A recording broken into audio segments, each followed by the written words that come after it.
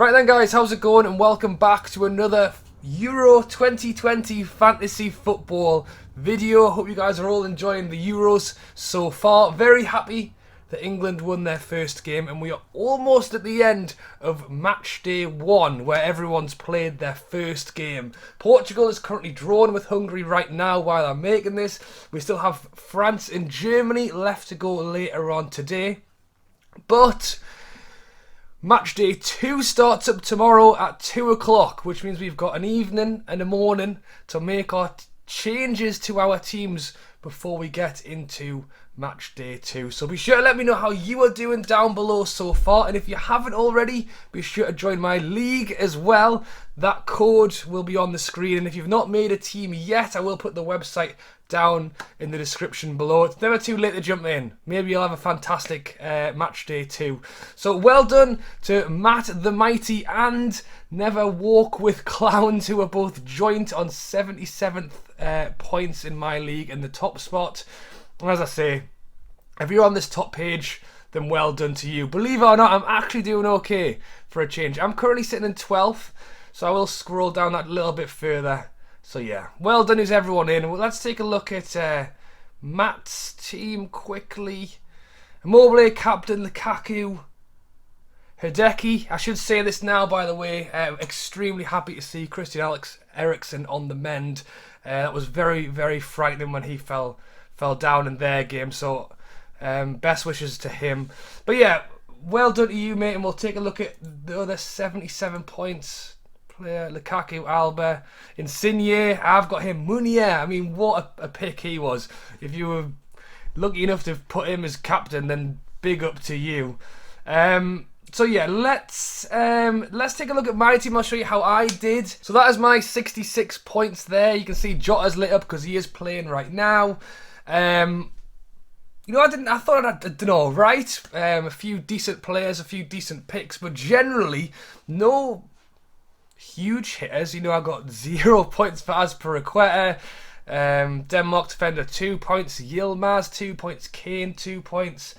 You know, the fact that Azpilicueta didn't even play, so I've only got 10 people in my team, so to come out with 66 points, that wasn't too bad.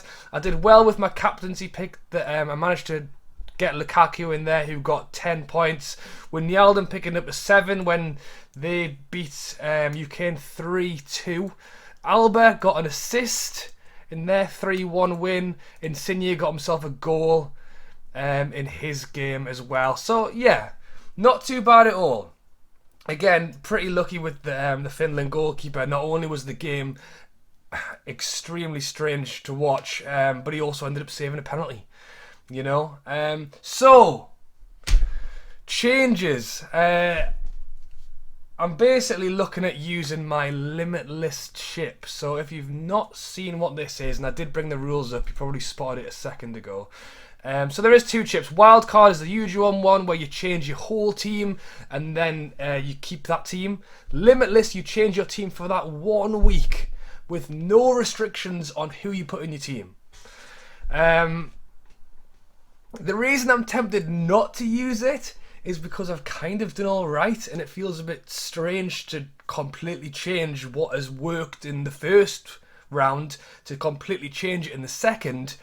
But logistically, it is the best time to use the Limitless hit, and that is because match day 2. Hang on, we'll bring up the fixtures again.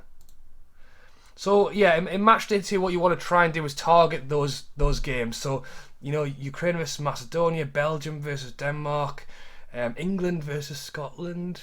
Don't want to jinx that. France versus Hungary. I mean, there isn't a lot to go for there, which again is why it's also tempting to just say, you know what, let's just leave my team the way it is, and we'll hope that it works.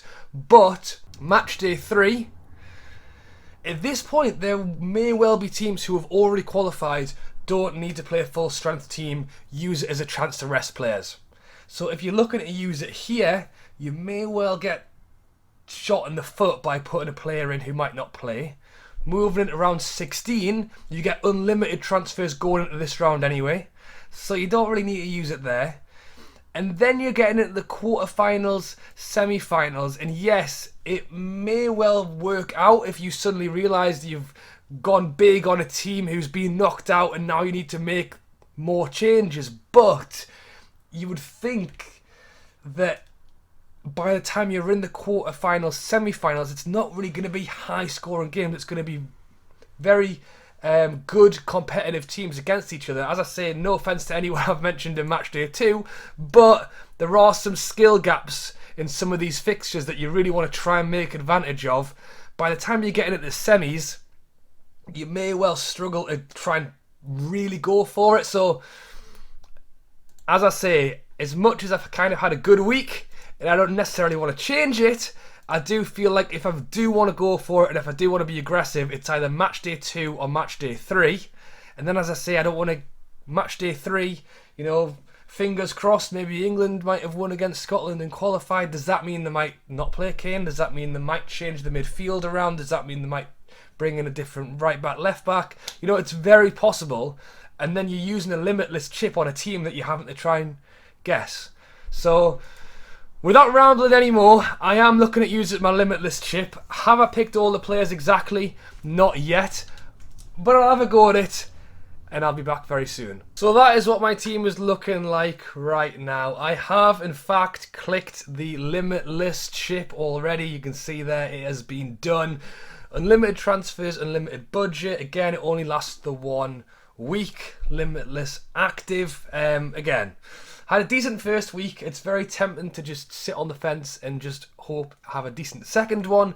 And I'll probably live to regret it. But let's be aggressive and try and make something of this week. There's less days. There's 4 days to go off this time round, if I can find the fixtures. So again, you want to be tactical with it enough to have some players from each day. You want to have a goalie from 2 separate days so you can bring your sub 1 on. And as always, if you can have some players in the last day, that's always good. So you can use your 3 subs on to try and recuperate some points. So again, it's unlimited spend.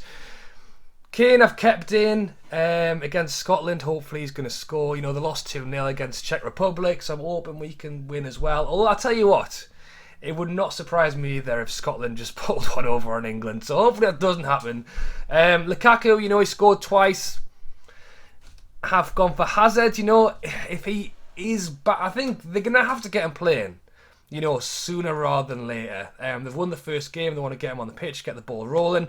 I think it might be slightly too soon for De Bruyne, which is why I've gone for Hazard. You know, day 2, if I can stick Hazard in as captain there, as I say, a bit outside the box. Another outside the box, I've gone Bale.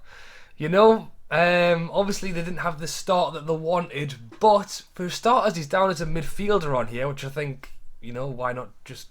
You only get 3 strikers. You can see I've got Kane, Lukaku, Griezmann down there on the last day. You know, if anyone's going to score a free kick or a penalty, it's going to be him. So there's always a chance he might grab something. Wijnaldum, I mean, as I said, Netherlands, great first game for both teams, Netherlands and Ukraine. So I've stepped with him. Insigne, I mean, Italy looked fantastic in their first game against Italy. So not only have I stuck with him, I've also gone and put Spinazzola in there. And I've also put in the Italian goalkeeper. So again, tripling up on Italy to take on Switzerland might be a bit much. Maybe I should just have 1 or 2 of them rather than both. Meunier for Belgium again. Clean sheets, got involved in a goal. Very attacking fullback. Just want to whack him in. Wijnaldum, I've already spoken about him. And Van Holt. Again, attacking fullback. The Netherlands have got a decent game against... Where is it gone? Austria. Again, you know, Ukraine against North Macedonia. Maybe that's a game I should even look to target, at least for a defender rather than doubling up on Italy. Trying to spread my players around a little bit. I've gone ahead and put in the Croatian fullback. Again, that is me trying to spread things around a bit. I don't necessarily want to have him in. You know, as I said, Czech Republic won their last game. You know, Croatia are really going to have to go out and try and get some points in this one. So maybe he might be able to get something there. And then down on the bench, Pickford. England goalkeeper, he's just second in behind. Again, 2 goalies on 2 different days. I've gone for Sterling again. He's expensive, but it's limitless. You'd imagine he's going to play in this game. He scored in the last one. Gareth Southgate likes him. He plays as a striker rather than a midfielder. So really, with Sterling, Griezmann, Bale, Lukaku and Kane, I've got more like 5 strikers on rather than having on, midfielders. Again, if he plays, he's got as much chance of scoring as anyone else. Or I'd say more than if he's playing in the same role he did in the last game. The question is, though, is Gareth going to now mix it up? And that was the issue I had last time, because I had Grealish, who didn't even get on the pitch. And then Alba. I had Torres from Spain in, but with the unlimited money, why not throw Alba out there? And because the fact that Spain drew their first game, they really, really need to be going out and trying to win this game against Poland. And if they're going to do that, hopefully an attacking fullback might get some points. So as I say, I have locked it in terms of it being limitless. I can still make as much changes as I want before 2 o'clock tomorrow. So if there's any changes in there you think I should be making, do let me know. Let me know down below what you have decided to do with your team. Have you gone limitless? I mean, a lot of the stuff I'm seeing online is people basically talking about, if you're going to do it, it's match day 2 or match day 3. And I mean, I'm not saying that's the way that it's definitely going to work, because you could well use it later in the tournament. As I say, if you get to a point, quarters or semis, and you've maybe backed a team more than you should have, and suddenly they're out, this is a great way to suddenly get some players in.